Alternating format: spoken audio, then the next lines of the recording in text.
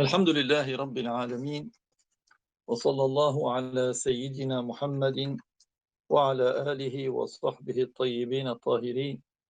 اللهم علمنا ما جهلنا وذكرنا ما نسينا وزدنا علما ونعوذ بك من حال أهل النار.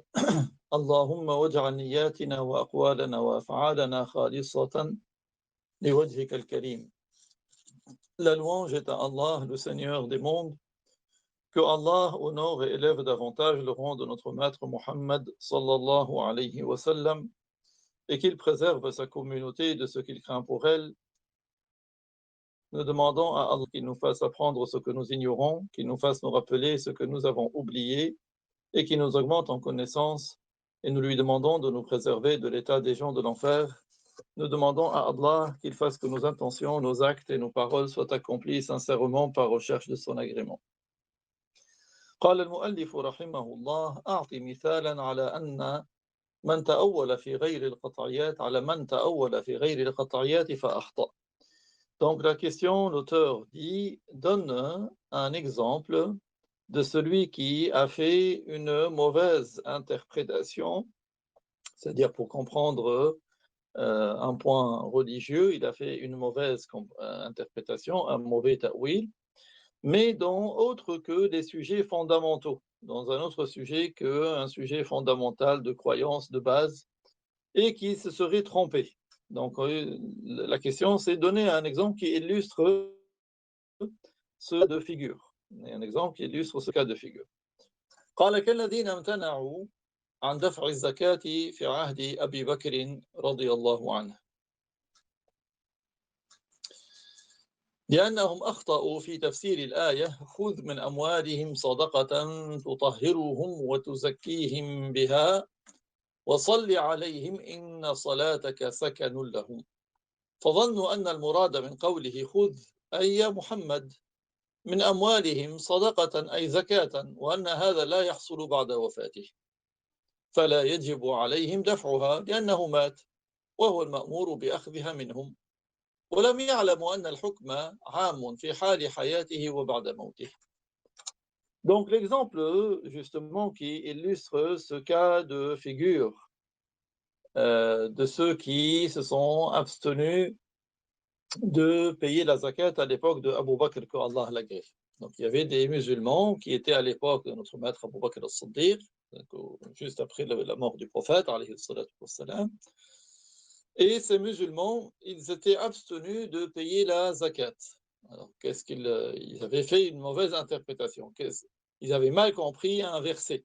De quel verset il s'agit? Il s'agit du verset خُذْ مِنْ أَمْوَالِهِمْ صَدَقَةً تُطَهِّرُهُمْ وَتُزَكِّيهِمْ بِهَا وَصَلِّ عَلَيْهِمْ إِنَّ صَلَاتَكَ سَكَنٌ لَهُمْ. Donc, qu'est-ce qu'ils ont compris de ce verset?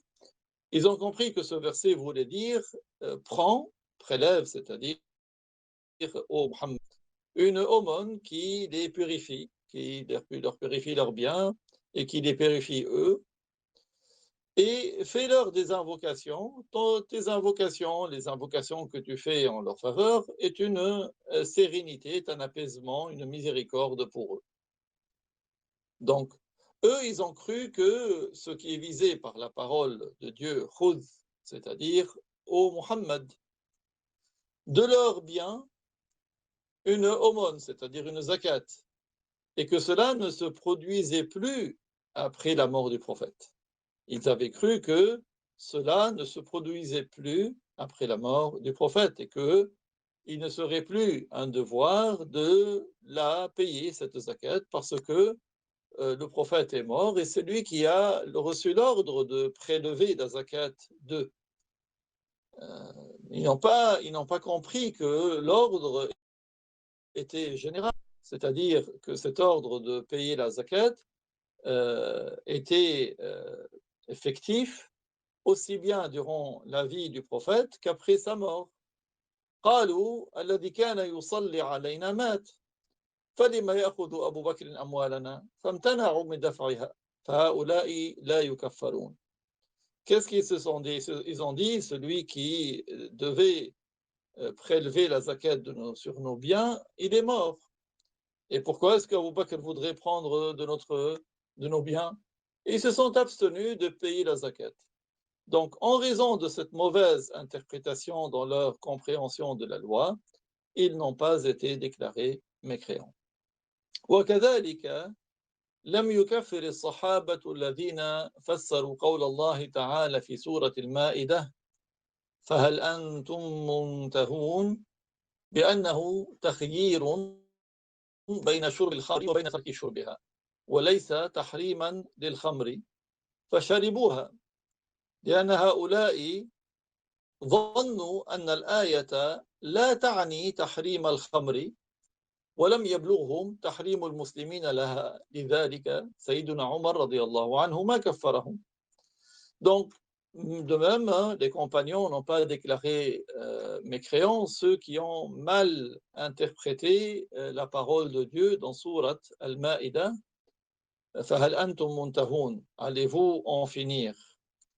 Donc, comment ils ont interprété ce verset? Ils ont compris que c'était un choix, c'est-à-dire ils pouvaient soit boire l'alcool, soit ne pas la boire. Ils n'avaient pas compris que c'était une interdiction définitive de l'alcool. Et ils en ont bu. Donc, ils ont bu de l'alcool parce que ces gens-là n'ont pas compris que ce verset voulait dire une interdiction de boire l'alcool. Ils croyaient que c'était un choix. Et il n'aurait pas parvenu que les musulmans considéraient interdit de boire l'alcool par consensus, par unanimité.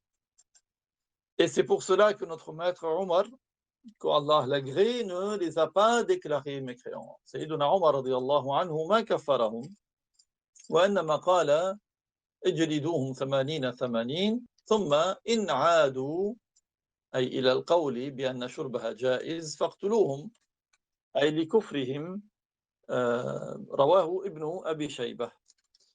Et donc, notre maître Omar, que Dieu l'agrée, il ne les a pas déclarés mécréants, mais il a dit fouettez-les, 80 coups de fouet chacun. Puis s'ils récidivent, c'est-à-dire s'ils reviennent à dire que boire de l'alcool est illicite, alors vous les exécutez, cette fois-ci, non pas parce qu'ils ont bu de l'alcool, mais vous les exécutez en raison de leur apostasie, de leur mécréance, comme l'a rapporté Ibn Abi Shayba. Donc la question suivante, qu'est-il un devoir de faire pour celui de qui est survenue une apostasie? Donc qu'est-ce qu'il doit faire? يجب على من وقعت منه ردة أي كفر العود فورا إلى الإسلام بالنطق بالشهادتين باللسان بحيث يسمع نفسه. Donc il est un devoir pour celui qui est tombé dans la mécréance, de qui est survenue une apostasie, c'est-à-dire une mécréance, il lui est un devoir de revenir immédiatement à l'islam en prononçant les deux témoignages par la langue, de sorte qu'il puisse s'entendre lui-même. Il n'est pas suffisant qu'il simule et qu'il mime la prononciation des deux témoignages par son cœur. يجب عليه أن يعتقد أن ما صدر منه كفر. Et il doit avoir pour conviction que ce qui est provenu de lui était bien de la mécréance. C'est pas que lui, il dit les deux témoignages et il dit, bon, moi, ce que j'ai dit, ce n'est pas de la mécréance, j'ai dit juste pour faire plaisir à la personne qui me demande de les dire. ولا يرجع إلى الإسلام بقول أستغفر الله كما نقل الإجماع على ذلك أبو بكر بن المنذر في كتابيه الإشراف والإجماع. Il ne revient pas à l'islam en disant Astaghfirullah, que Dieu me pardonne. Ce n'est pas ainsi qu'il revient à l'islam, l'apostat. Cela a été rapporté, donc le consensus des savants, l'unanimité des savants sur ce sujet a été rapporté par Abu Bakr ibn al-Mundhir dans deux de ses livres, Al-Ishraf et Al-Ijma'. بل قوله أستغفر الله يزيده إثما وكفرا لأنه يطلب المغفرة وهو على الكفر والله تعالى لا يغفر كفر الكافر وذنوبه وهو على كفره. Au contraire, dire astaghfirullah, cela ne fait que l'augmenter en crime et en mécréance, parce qu'il demande à être pardonné alors qu'il est sur la mécréance. Et Dieu ne pardonne pas la mécréance du mécréant et ses péchés tant qu'il est mécréant. دليل ذلك قوله تعالى في سورة النساء إن الذين كفروا وظلموا لم يكن الله ليغفر لهم إن الذين كفروا وظلموا لم يكن الله ليغفر لهم. La preuve, c'est le verset qui signifie, certes, ceux qui sont mécréants, ceux qui sont injustes, Dieu ne leur pardonne pas. Dieu ne leur pardonne pas. ما حكم من اعتقد اعتقادا كفريا أو فعل فعلا كفريا أو تكلم بكلمة كفرية فتشهد مع شكه في كونه ما حصل منه كفرا. La question suivante, quel est le jugement de celui qui qui a une croyance de mécréance ou qui a fait un acte de mécréance ou qui a dit une parole de mécréance et qui a dit des témoignages, mais il doute si ce qui est provenu de lui était de la mécréance ou pas.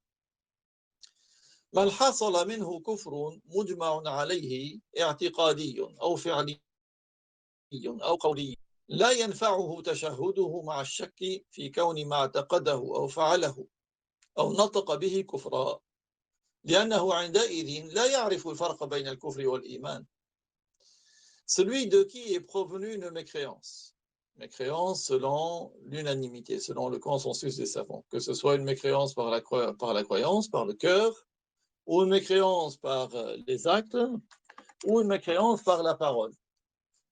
Le fait de témoigner en doutant si ce qu'il a eu pour croyance, ou ce qu'il a fait comme acte, ou s'il a prononcé comme parole, en doutant si cela a été une mécréance ou pas, ça ne lui est pas profitable. Il ne bénéficie pas du retour à l'islam en doutant.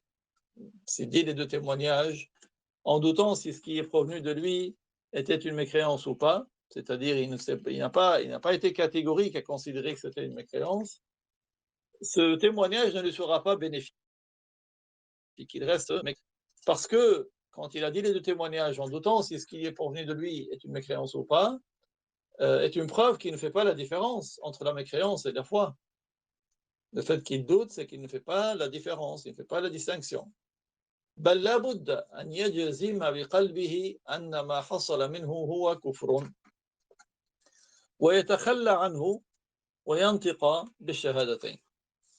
Donc il est indispensable qu'il soit catégorique par le cœur que ce qui est provenu de lui était une mécréance, qu'il s'en débarrasse et qu'il prononce les deux témoignages.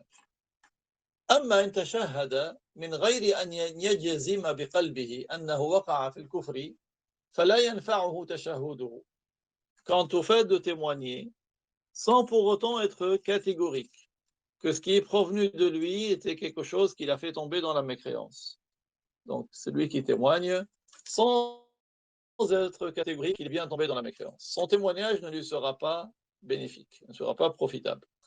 كحال كثير من الناس فإنهم يتلفظون بألفاظ كفرية صريحة في الكفر أو غير صريحة لكنهم يقصدون بها المعنى الكفرية ثم يتشهدون من غير أن يعرفوا أنها كفر فيتبرأوا منها في قلوبهم فتشهدهم هذا لا ينفعهم, comme c'est le cas de nombreuses personnes qui disent une parole de mécréance, donc ils prononcent une parole de mécréance qui est une mécréance claire, c'est-à-dire qui n'admet qu'un seul sens, univoque, ou qui est une parole qui n'est pas univoque, qui peut admettre plusieurs sens,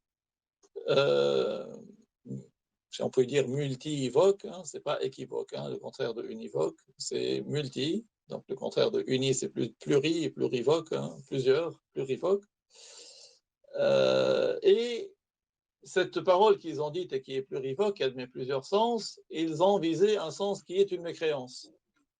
Et puis ils font les témoignages, mais sans savoir que c'est de la mécréance pour s'en décharger par leur cœur.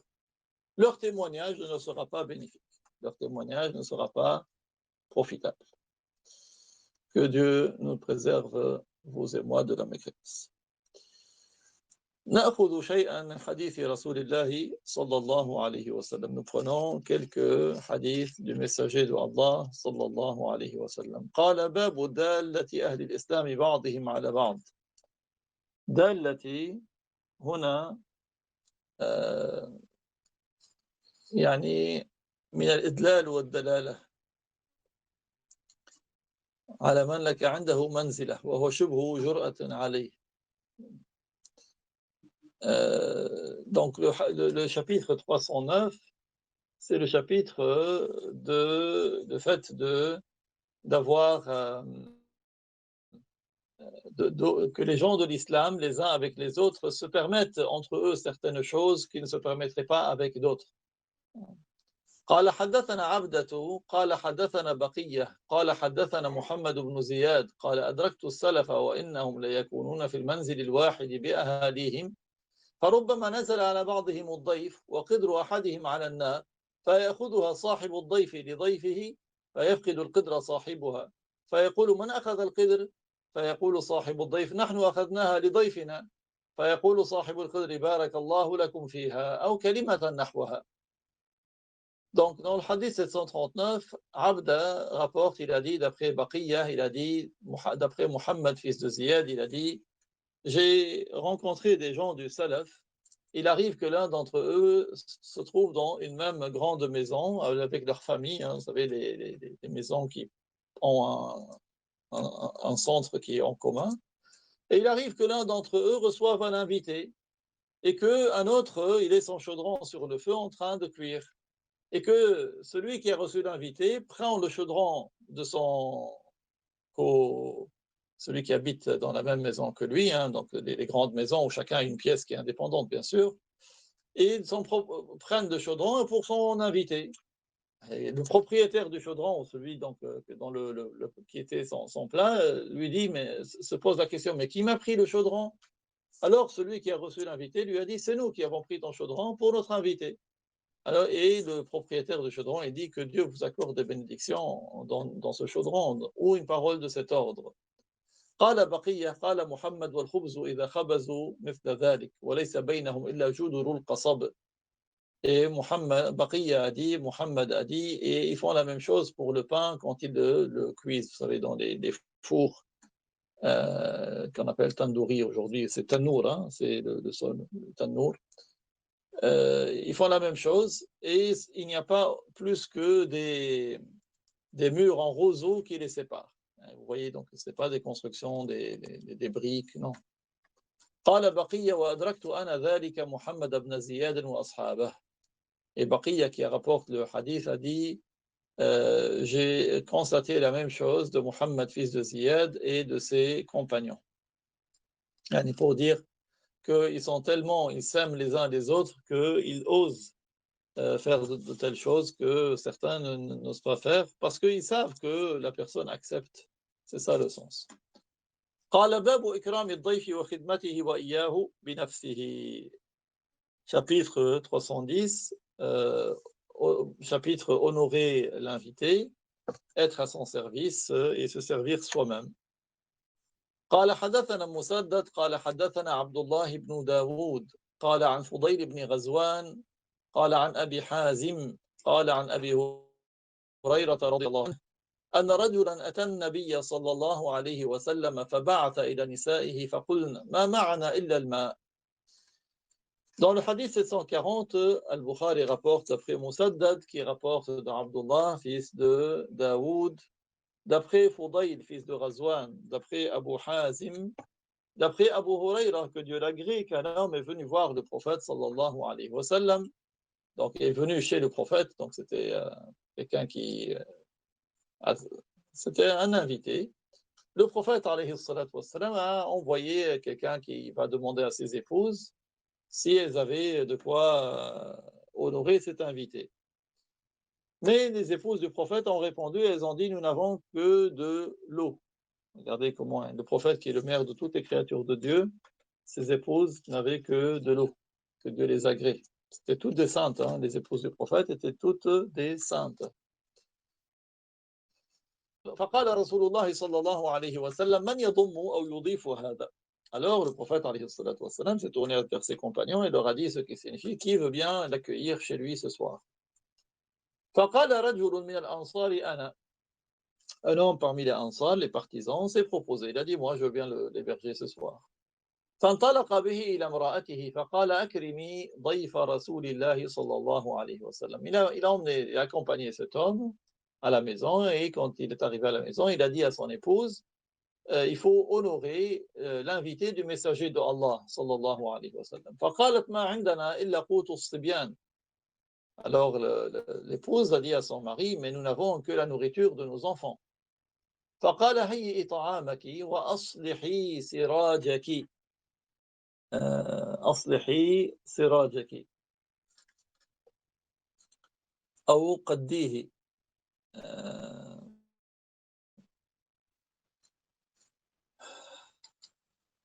ونومي صبيانك إذا أرادوا عشاء. Donc l'homme a dit prépare ta nourriture, celle que tu réservais pour tes enfants, prépare-la pour l'invité du messager de Allah. Répare ta chandelle, hein, donc fait que ce soit qu'on l'accueille avec un éclairage, et fais dormir tes enfants si jamais ils veulent dîner. Donc regardez comment ils ont fait dormir leurs enfants sans dîner parce qu'il n'y avait pas suffisamment de nourriture. قال فهيأت طعامها وأصلحت سراجها ونومت صبيانها.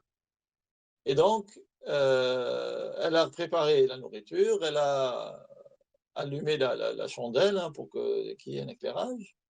Et elle a fait dormir ses enfants. Donc, ils sont dormis sans repas. Donc, comme ça, racontez ce hadith à vos enfants pour qu'ils sachent comment vivaient les compagnons du messager de Allah. ثم قامت كأنها تصلح سراجها فأطفأته. Puis elle s'est levée comme si elle voulait réparer la chandelle pour l'éclairage et elle a éteint. Elle a éteint la chandelle exprès, délibérément. وجعل يريانه أنهما يأكلان. Donc ils ont fait croire à leur invité qu'ils étaient en train de manger, alors que la seule nourriture qu'ils avaient pour leurs enfants, ils l'avaient donnée devant l'invité. وباتا طاويين. Et ils sont passés la nuit affamés. فلما أصبح غدا إلى رسول الله صلى الله عليه وسلم. Donc au matin, le compagnon s'est rendu auprès du messager de Allah صلى الله عليه وسلم. فقال لقد ضحك الله أو عجب من فعالكما. Et le prophète alayhi wassalam, a dit à ce compagnon, ce qu'Allah lui a révélé, c'est Allah ضحك هنا يعني بمعنى الرحمة ليس بمعنى الضحك كالمخلوق. وقال هذا البخاري قال ذلك. وأبو عبد الله تأويله على معنى الرضا أي الرضا. Donc معنى الضحك فيه الرحمة وبعضهم فسره بالرضا. ونسبة الضحك والتعجب إلى الله مجازية والمراد بهما الرضا بصنيعهما. Donc ici le Hafiz Bukhari Ibn Hajar al-Asqalani a dit l'attribution de al-Dahik et de Ta'ajjub à Allah, c'est un sens figuré, c'est un sens métaphorique. Ce qui est visé, c'est l'agrément, c'est-à-dire que Dieu a agréé ce que vous avez fait. Donc, dans une version Dahika, c'est-à-dire il vous fait miséricorde ou il a agréé. Dans une version Ajiba, c'est dans le sens qu'il a agréé ce que vous avez fait tous les deux hier avec l'invité. فأنزل الله عز وجل ويؤثرون على أنفسهم ولو كان بهم خصاصة ومن يوق شح نفسه فأولئك هم المفلحون. Le verset 9 de Surat al-Hashr qui signifie ils font preuve d'altruisme même s'ils sont dans le besoin. Et celui qui est protégé de sa propre avarice, ce sont ces gens-là qui vont réussir, qui réussiront. قال باب جائزة الضيف. Le chapitre 311, la rétribution de l'invité. قال حدثنا عبد الله بن يوسف قال حدثنا الليث قال حدثني سعيد بن المقبوري عن أبي شريح العدوي قال سمعت أذناي وأبصرت عيناي حين تكلم النبي صلى الله عليه وسلم فقال: من كان يؤمن بالله واليوم الآخر فليكرم جاره، ومن كان يؤمن بالله واليوم الآخر فليكرم ضيفه جائزته. Dans le hadith 741, Al-Bukhari rapporte d'après Abdullah, fils de Youssouf, qui rapporte de Al-Layth, il a dit d'après Saïd al-Maqbouri, d'après Abu Shuraih al-Adawi, il a dit: mes deux oreilles ont entendu et mes deux yeux ont vu lorsque le prophète sallallahu alayhi wa sallam a parlé. Et il a dit ce qui signifie celui qui croit en Dieu et au jour dernier, alors qu'il honore son invité, qu'il honore son voisin, qu'il honore son voisin. Et celui qui croit en Dieu et au jour dernier, qu'il honore son invité et qu'il le rétribue, qu'il honore son invité par sa rétribution. Le compagnon a dit: et quelle est donc sa rétribution à cet invité au messager de Dieu? قال يوم وليلة والضيافة 3 أيام فما كان وراء ذلك فهو صدقة عليه ومن كان يؤمن بالله واليوم الآخر فليقل خيرا أو ليصمت. Et donc le prophète a expliqué, il a dit: l'invité, tu l'accueilles un jour et une nuit. Et l'invité, tu le considères comme invité jusqu'à 3 jours.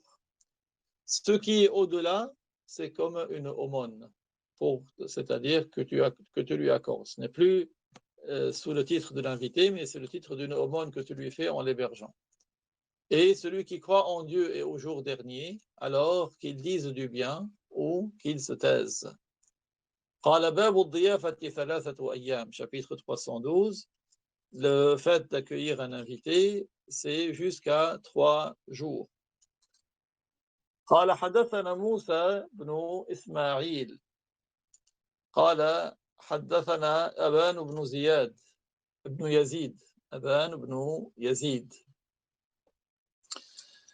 قال حدثنا يحيى هو ابن أبي كثير قال عن أبي سلمة قال عن أبي هريرة رضي الله عنه قال قال رسول الله صلى الله عليه وسلم الضيافة 3 أيام فما كان بعد ذلك فهو صدقة. Donc le hadith 742, Al-Bukhari rapporte d'après Moussa, fils de Ismaïl, il rapporte d'après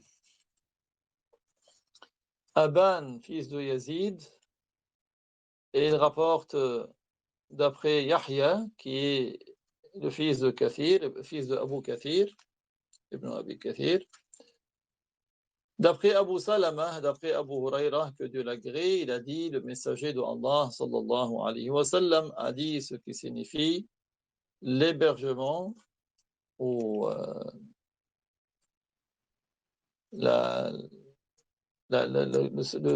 l'accueil de l'invité va jusqu'à 3 jours. L'accueil de l'invité va jusqu'à 3 jours. Et ce qui est au-delà, c'est comme une aumône. Ce qui est au-delà, c'est comme une aumône. Wallahu ta'ala a'lam wa ahkam wa barakallahu fikum.